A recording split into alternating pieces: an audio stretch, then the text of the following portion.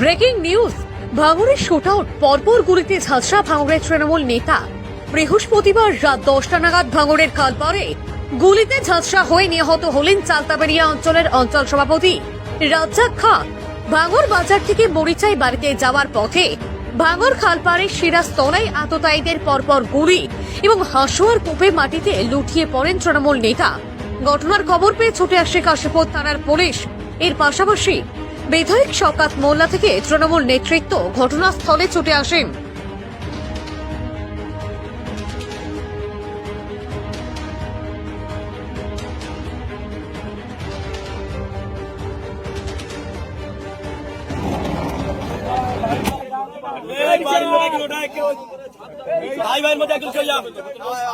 তদন্তের জন্য পাঠানো হচ্ছে উত্তর কাশীপুর থানার বিশাল পুলিশ বাহিনী।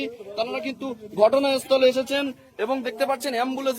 বিরোধীরা ওকে গুলি করে এবং কোপায়, নৃশংসভাবে খুন। একটা পশুভিত্তিক মনোভাব নিয়ে এই ধরনের একটা নক্কারজনক ঘটিয়েছে, আমরা তীব্র নিন্দা করছি। রাজ্জাকদার সঙ্গে আর কি কেউ ছিল না, রাজ্যে তাও তো বলতে পারছি না এখনো, পুলিশি তদন্ত চলছে, দেখা যাক। দাদা, ঢিলছোড়া দূরত্বে বিজয়গঞ্জ বাজার, তার সামনেই বাড়ি, আর এই রাস্তায় যাবার পথে মানে কতটা আতঙ্কে ভাঙড়ের মানুষ দাদা। না, আইএসএফ আশ্রিত সমাজ বিরোধীরা সম্পূর্ণ নওশাদের মদতে এই সমস্ত ঘটনা ঘটছে। ওদের কোনো অস্তিত্ব নেই ভাঙড়ে, ওদের খুন ছাড়া দ্বিতীয় কোনো রাস্তা নেই। আজকে অবিলম্বে আমি অনুরোধ করব মাননীয় মুখ্যমন্ত্রীকে এবং কমিশনার অফ পুলিশকে অবিলম্বে নওশাদকে গ্রেপ্তার করা। নওশাদের মদতে সমস্ত ঘটনা ঘটছে, এখানে সমস্ত ঘটনা ঘটছে, নক্কার জন্য ঘটনা ঘটছে।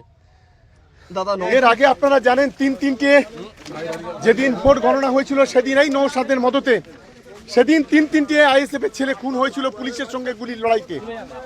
আমাদের তিনটে কর্মীকে খুন করেছিল এই আইএসএফরা, 21 জন কর্মীকে একেবারে তাদের মাজা হাত পা ভেঙে দিয়েছিল। সমাজ বিরোধীর মেন নায়ক হচ্ছে নওশাদ সিদ্দিকী, একজন খুনি, একজন সমাজ বিরোধী। শওকত মোল্লা একেবারে